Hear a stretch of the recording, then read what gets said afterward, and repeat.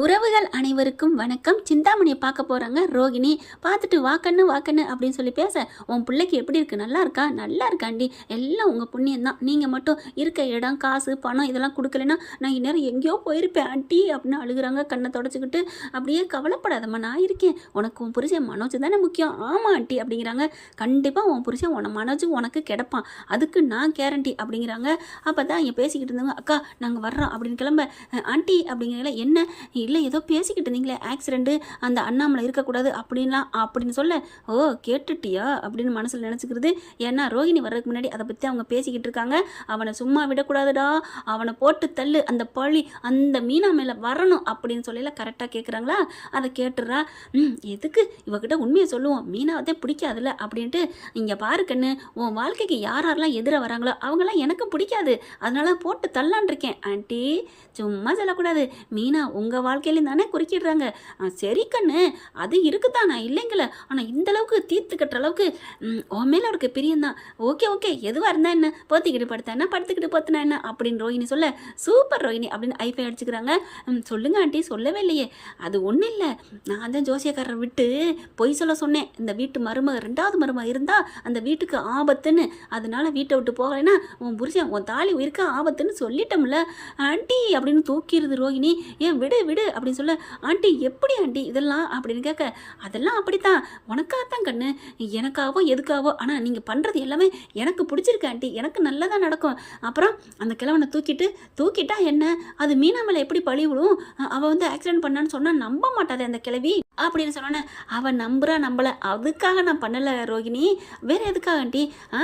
நான் கண்டிப்பாக போவேன், ஆஸ்பத்திரியில் ஆக்சிடெண்ட்டை போய் சேர்த்துருவாங்க. ஆஸ்பத்திரிக்கு போயிட்டு, ஐயோ விஜயா மாஸ்டர் நான் சொன்னது சரிதானே மாஸ்டர், என்ன மாஸ்டர் உங்களுக்கு நேரங்காலம் சரியில்லையோ, கிரக பலன் ஒத்துவல்லையோ, அதான் இப்படி ஆயிடுச்சோ, உங்கள் தாலி பாக்கியத்துக்கு ஏதாவது ஆயிருமா, பரிகாரம் பண்ணுவோமா அப்படின்னு நான் தூண்டுவேன். ஐயோ இவனால தான் ஏற்கனவே ஜோசியக்காரம்மா சொன்னா அப்படி இப்படின்னு விஜயா பிடிச்சிக்கிடுவாங்க. பிடிச்சிக்கிட்டதுக்கப்புறம் அந்த மீனாவை விரட்டிடுவாங்க.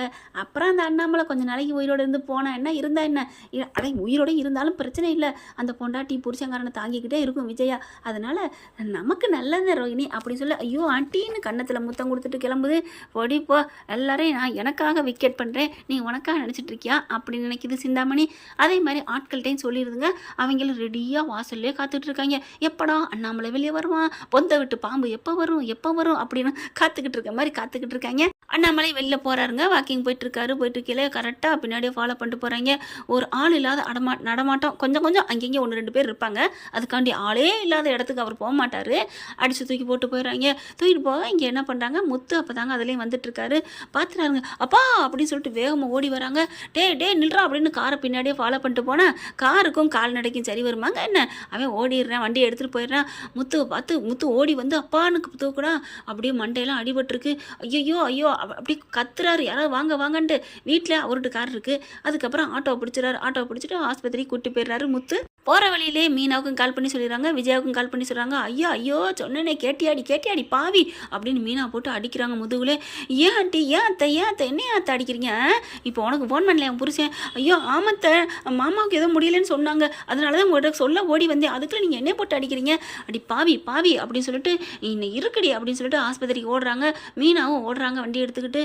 போனால் ஆஸ்பத்திரியில் அந்த முகத்துலலாம் வச்சு மூச்சு விட முடியாமல் தையெல்லாம் போட்டு அது இதுன்னு பண்ணியிருக்காங்க. நெத்திலாம் கட்டு போட்டுருக்குதுங்க. இங்கே காலையில் ஆக்சிடென்ட் நடந்த இடத்துல கரெக்டாக ரோந்து வந்துட்டு இருக்காரு அருண். இங்கே முத்து விரட்டுறதையும் பார்க்குறாங்க, ஆக்சிடென்ட் ஆனதையும் பார்க்குறாரு. ஆனால் கரெக்டாக அருணோட டியூட்டி என்ன, யாரை அடிச்சுட்டு ஓடினா அவங்கள விரட்டி பிடிக்கிறதானங்க. அதே மாதிரி தாங்க இன்றைக்கும் விரட்டிக்கிட்டு ஓடுறாரு. கரெக்டாக முத்து அப்பா அடிச்சுட்டு போகிறான் அப்படின்னு தெரிஞ்சதையும் போகிறாங்க. போய் விரட்டியும் பிடிச்சிடுறாரு. பிடிச்சிட்டு அள்ளி அடித்து கும்முறாங்க. யாரா நீ நிற்காம ஓடி வர்ற, இல்லைங்க நான் தெரியாமல் தாங்க பட்டுச்சு, யதார்த்தமாக தாங்க பட்டுருச்சு அப்படிங்கல. நீ யதார்த்தமாக பட்டது மாதிரி தெரிலடா, நான் தான் கடையில் டீ கடையில் பார்த்துட்டு தான் நின்னேன் அப்படிங்கிறாங்க. இல்லைங்க அந்த ஆள் அவர் பாட்டுக்கு போயிட்டு இருந்தார், நீ வேணுக்குன்னே பின்னாடியே ஃபாலோ பண்ணிட்டு மெல்ல வந்த, மோதினதுக்கப்புறம் வேகமாக போனேன். இல்லைங்க தெரியாமல் மோதிட்டுமேனு ஓடினேங்க. டே பொய் சொல்லாதடா அப்படின்னு அடியன்னு அடிக்க, என்னை மன்னிச்சிருங்க நான் வேணும்னு தான் பண்ணேன் அப்படின்னு சொல்ல. யாரா அப்படி பண்ண சொன்னது அப்படின்னு கேட்க, சிந்தாமணி அக்கா தான் அப்படி பண்ண சொன்னாங்க, அவனை போட்டு தள்ளுண்டு, அதனால தான் அப்படின்னு சொன்ன. செம்ம காண்டாடுறாங்க. அப்புறம் பார்க்குறாங்க, சரி அவங்க கம்ப்ளைண்ட் கொடுக்கணும்ல அப்படின்ட்டு நேராக இழுத்துக்கிட்டு ஆஸ்பத்திரிக்கு போகலான்னு பார்க்குறாங்க. எந்த ஆஸ்பத்திரிக்கு போயிருப்பான்னு தெரியாதுன்னு முத்துக்கு கால் பண்ணுறாரு. பண்ணுறாரு அருண். உடனே முத்து என்ன பண்ணுறாங்க, என்ன இந்நேரத்தில் அருண் அடிக்கிறான் அப்படின்ட்டு ஃபோனை அட்டன் பண்ணுறாங்க. ஹலோ சொல்லுங்கள் சார் அப்படின்னு சொல்ல, நீ எந்த ஆஸ்பத்திரியில் உங்கள் அப்பாவை சேர்த்துருக்க அப்படின்னு கேட்க, என்னது ஆஸ்பத்திரி முதற்கொண்டு சொல்கிறானே, அப்போ இவன் தான் ஏதாவது பண்ணிட்டானா, சொன்னது மாதிரி அவங்க அம்மாவை பண்ணதுனால நம்ம அப்பாவை பண்ணுறேன்னு சொன்னானே, ஏய் உனக்குலாம் அறிவு இருக்காடா, ஏன்டா அப்படி பண்ண, உங்கள் அம்மாவை தெரியாமல் அவன் பண்ணாண்டா செல்வம், அதுக்காண்டி எங்கள் அப்பா வேணுங்கன்னே பண்ணிட்டியாடா அப்படி இப்படின்னு கத்துறாங்க. நிறுத்து என்ன நீ பேசிகிட்டு இருக்க, எந்த ஆஸ்பத்திரின்னு சொல்லிட்டு அதோட வாயை மூடு அப்படின்னு சொல்லிட்டு கிளம்பி வர, ஐயோ மீனா அப்படின்னு சொல்லி கட்டி பிடிச்சி அழுகிறாரு. எங்கள் அப்பாவுக்கு இப்படி ஆனது காரணம் அந்த அருண் தான் போல இருக்கே அப்படின்னு சொல்ல, என்னங்க சொல்கிறீங்க என்ன சொல்கிறீங்க அப்படின்னு மீனா அப்படியே துடிக்கிறாங்க. விஜயா அங்கே அண்ணாமலை வயிற்றுல அழுதுகிட்டு புரண்டு அழுதுகிட்டு இருந்துச்சா, இதை கேட்டுட்டு என்னது அருண் தான் காரணமா, அடி பாவிகளா, நினைச்சேன் என் புருஷனுக்கு உயிருக்கு ஆபத்துனா ஒன்னாலதான் எனக்கு என் புருஷனுக்கு ஆபத்து வரும்னு அந்த ஜோசியக்காரம்மா சொன்னுச்சா அப்படின்னு தவிக்கிறாங்க. விஜயா கடந்து அழுகுறாங்க.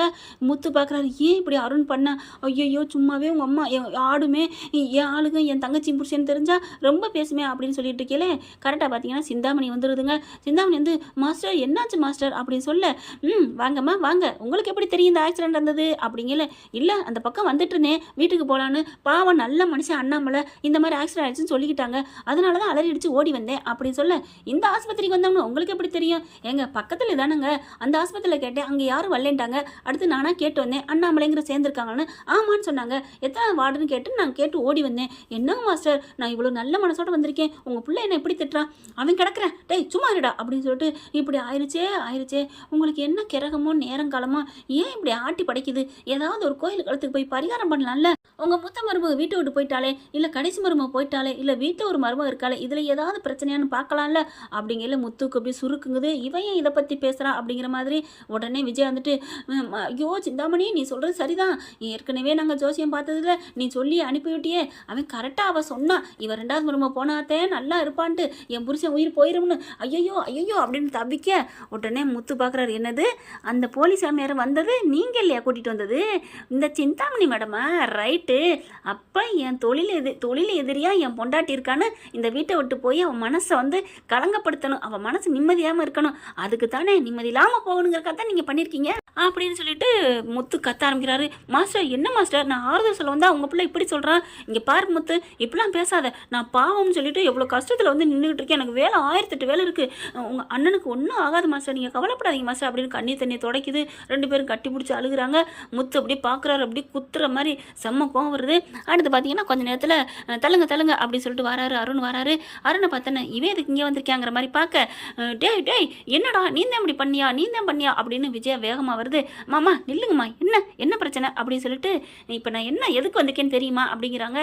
முத்து பார்க்குறாங்க, சொல்லுங்க சார் எதுக்கு வந்திருக்கீங்க, எங்கள் அப்பா ஆக்சிடென்ட் ஆயிடுச்சா எந்த ஆஸ்பத்திரின்னு கேட்டிங்களே ஏன் கேட்டீங்க அப்படின்னு கேட்க, ஆமாயா கேட்டேன், ஏன்னு முழுசாக கேட்காண்டி ஓவராக கத்துறீங்க அப்படின்னு சொல்லிட்டு, அதுக்கப்புறம் இங்கே வாயா அப்படின்னு சொல்ல அவன் வர்றான். அந்த ஆளை பார்த்தோன்னா இவருக்கு முத்துக்கு தெரியுது, ஏன்னா தெரியுமில்ல விரட்டினார் இல்லையா, டேய் இவன் தான் எங்கள் அப்பாவை ஏற்றுனது அப்படின்னு பிடிச்சி அடின்னு அடிக்கிறாங்க. முத்து நிறுத்து அப்படின்னு சொல்லி நிப்பாட்டுறாரு. அதுக்கப்புறம் தள்ளிக்கிறாங்க. என்ன அப்படிங்கல, சொல்கிறா எல்லா உண்மையும் சொல்கிறா அப்படிங்கல. அந்த ஆள் திருட்டுத்தனமாக முழிக்க சிந்தாமணிக்கு தூக்கி வாரி போடுது. ஐயோ இவன் இங்கே வருவேன்னு தெரிஞ்சா நான் வந்திருக்க மாட்டேனே, மாஸ்டர் நான் வர்றேன் மாஸ்டர் அப்படின்னு நழுவ கப்புன்னு போய் முத்து பிடிக்கிறாரு.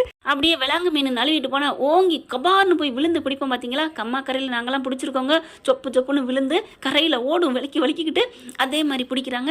எங்கே போகிறீங்க மேடம், இல்லை மாஸ்டர் நான் வெளில போகணும் வேலை இருக்குது, எனக்கு 1008 பிஸ்னஸ் இருக்குது. ஓ இருக்கு யாரை ஏற்றலாம்னு நினச்சி வேகமாக பிளான் போட்டு போகிறீங்களா, நில்லடி முதல்ல மவளை அப்படின்னு பிடிச்சி இழுத்து வைக்கிறாரு. அதுக்கப்புறம் அருண் சொல்லுங்க அருண் அப்படிங்கல, நீங்கள் விரட்டிட்டு போனதையும் பார்த்தேன், நான் அங்கே தான் நின்னேன், இவனை பிடிச்சி அடித்து இழுத்து உதச்சி கேட்டா என்ன சொன்னேன் தெரியுமா, என்ன சொன்னா, இதெல்லாம் என்னடா யாரா சேர்த்துன்னு சொல்கிறா அப்படிங்கல, இதெல்லாம் சொல்லுடா அப்படிங்கல, அப்படின்னு மண்டை ஆட்டுறாங்க. கரெக்டாக முத்து பார்த்துவிட்டு, என்ன மேடம் மண்டை எப்படி ஆட்டுறீங்க, அப்போ உங்களுக்கு இதுக்கு டீலிங்கா, ஐயோ முத்து என்ன முத்து மாஸ்டர் என்ன மாஸ்டர் அப்படிங்கல, நீ சொல்கிறா யாரா அவனை இப்படி செய்ய சொன்னது அப்படின்னு விஜயா கேட்க, இந்த சிந்தாமணி அக்கா தான் இந்த மாதிரி செய்ய சொன்னாங்க அப்படின்னு சொல்ல, அப்படியே விஜயாவுக்கு தூக்கி வாரி போடுது. சிந்தாமணி நீயா, ஐயோ இவன் சும்மா சொல்கிறான் அப்படிங்கல. அருண் பார்க்குறாங்க, என்ன சும்மா சொல்கிறான், அங்கே எல்லாம் உண்மையும் சொல்லிட்டான், நேரடியாக வந்து சொல்லுங்கிறக்காக தான் கூப்பிட்டு வந்திருக்கேன் அப்படின்னு சொல்லிட்டு 4 தட்டு தட்டுறாங்க. சொல்லுடா அப்படிங்கல.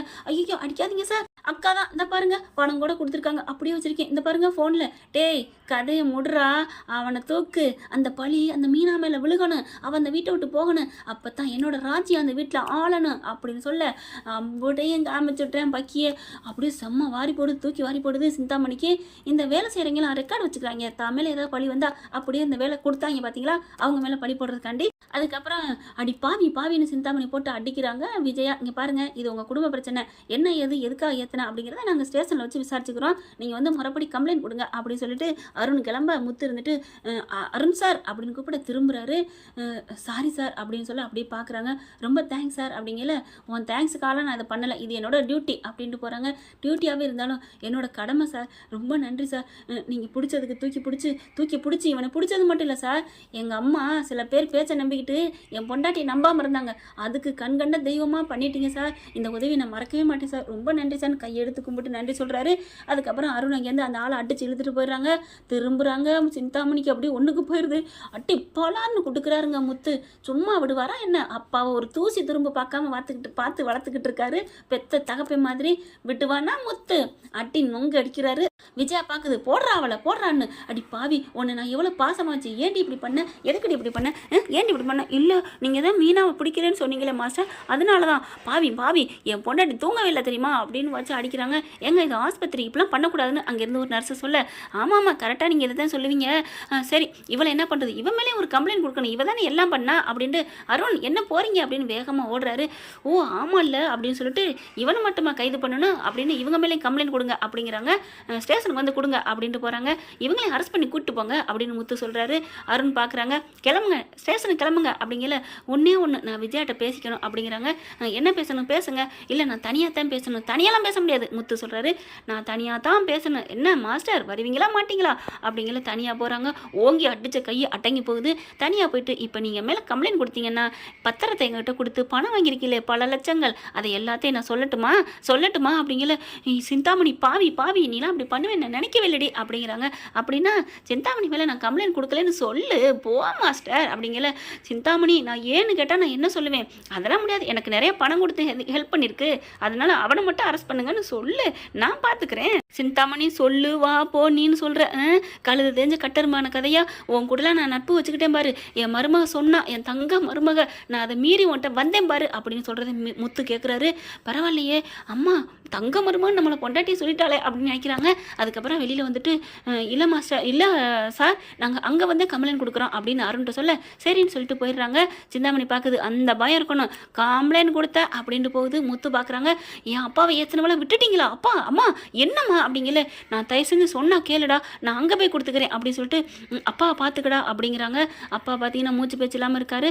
கொஞ்ச நேரத்தில் பார்த்தீங்கன்னா கண்ணு முழிச்சுறாரு. அப்பா அப்படின்னு கட்டி பிடிச்சிக்கிறாங்க. உங்களுக்கு ஒன்றும் இல்லையப்பா, எனக்கு ஒன்றும் இல்லைடா, நான் உன்னை விட்டு போக மாட்டேன்டா அப்படிங்கிறாங்க. அடுத்து பார்த்தா அவங்க அம்மாவுக்கும் கால் பண்ணி சொல்லிடுறாங்க. அம்மா அலறி அடித்து ஓடி வருது. டே அண்ணாமலை அப்படின்ட்டு ஏன்பா அம்மாவுக்கு சொன்னேன் அப்படின்னு கேட்க, விடுங்கப்பா நான் பாட்டிக்கு சொல்லித்தான் தீரணும், பாட்டி உங்க மேலே எவ்வளோ உயிரிருக்காங்க, ஒன்று கிடக்கு ஒன்று ஆயிடுச்சுன்னா அப்படின்னு முத்து மீனா பேசுகிறாங்க. அடுத்து விஜயா நடுங்கி போய் நிற்கிது. என்ன கம்ப்ளைண்ட் கொடுக்குறீங்களா இல்லையா அப்படின்னு சொல்லல. கொடுக்குறேன்டா அப்படின்னு விஜயா போகிறாங்க.